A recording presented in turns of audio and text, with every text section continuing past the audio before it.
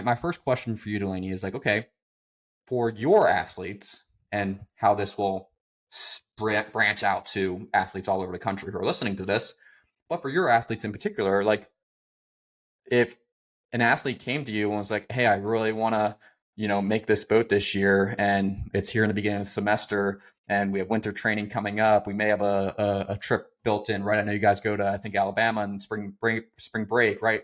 What are you telling those athletes who come to you and are like, hey, like fall maybe wasn't the season, the year, or the semester that I was hoping for, and I want to change the trajectory a little bit as I head into this new year. I want to really flip the script and better position myself to make that boat that I thought I was going to be in October.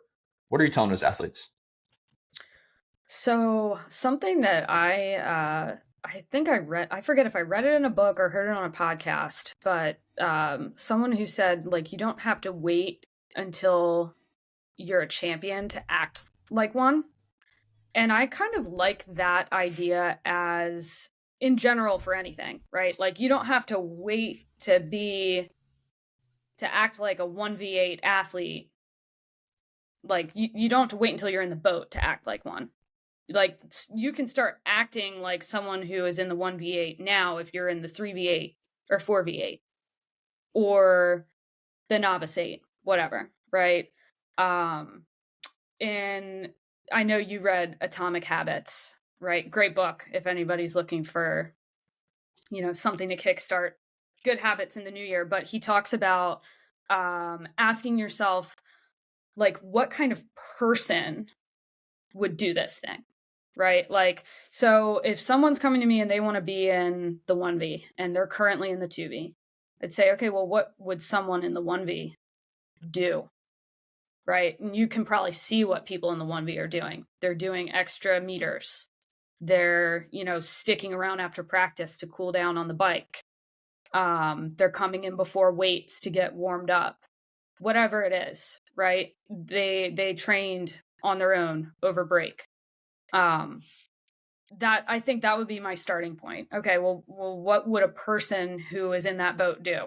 What do you think? And then you can go a step further and say, what does a person in the winning 1v8 at the CAA championship do? What would that person do?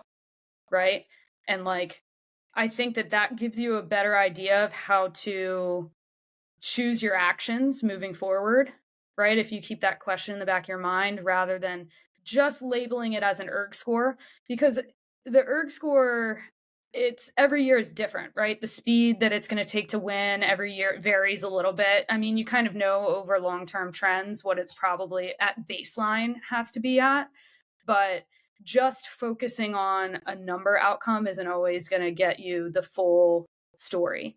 I think like people who are successful in any area are successful because of their habits around that activity that they're doing or around the business that they're building or whatever it is, right? Like, it's not just one singular thing that makes a person fast at rowing or, good at whatever it might be.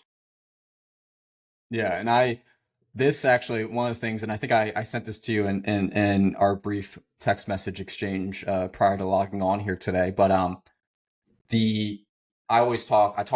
been building this in a lot, and you probably heard me say it in the summer a little bit during the summer training program, but I've been saying this a lot over the last probably like 8 months or so, but it's like the athlete 1.0 versus the athlete 2.0.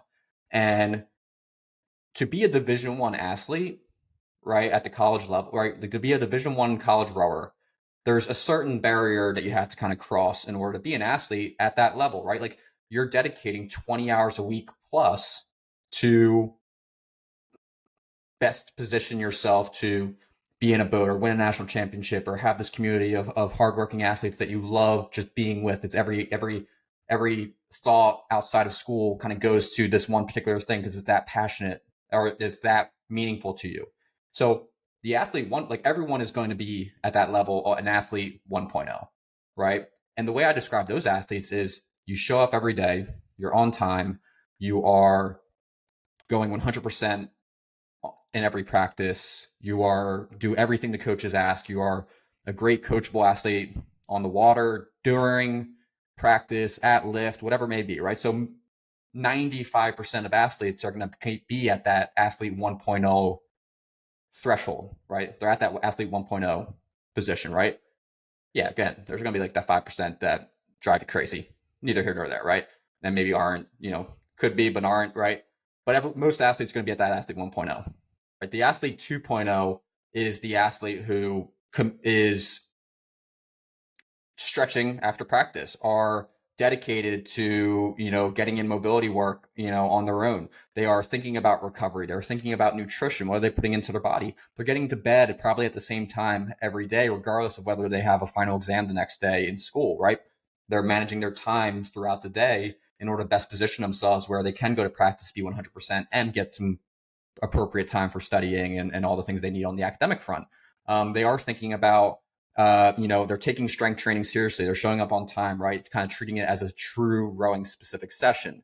They're asking questions after practice. They're meeting with their coaches, at different times to kind of address goals and, different technical things, right? So that's the athlete 2.0 that I think is very, to your point of, okay, if I'm trying to look at the athletes who are making the 1V or are in the top boats at my conference championships, what are they doing away from the boathouse? What are the habits that they're creating away from the boathouse? What time do they wake up before a 6 a.m. practice? Are they walking in there half asleep, or are they walking in there with, 30, 40 minutes of, true wake up and with a cup of coffee and this and that, and they're ready to rock and roll, right?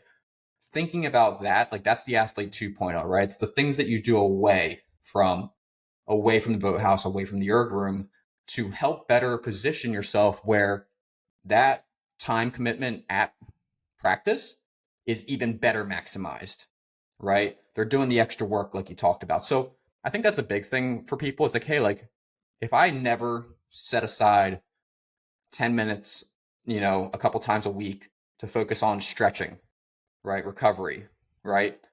Okay, that's an easy break into being that athlete 2.0, right?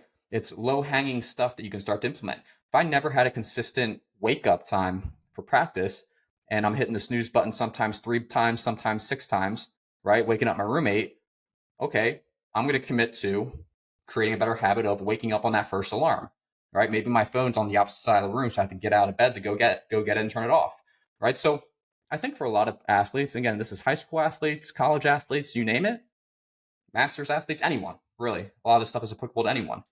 It's creating an opportunity to think about that athlete 2.0, right? And what are some of the easy ones, right? And I think you can't incorporate all of them all the time, but you can incorporate one or two, right?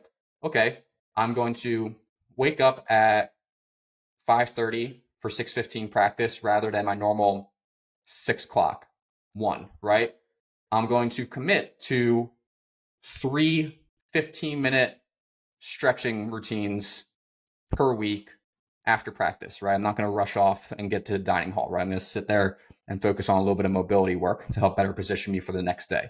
2, right? Now you have 2, right? Maybe someday you can stack in another one, but now you start to create some of those habits. So that's a big one for me. What are some things that you think about in terms of like just that athlete 2.0 and things that maybe those athletes do specifically, that you've been aware of, where it's like, okay, these athletes take it a little bit more seriously in the hours that they are away from the house. What do you think about that?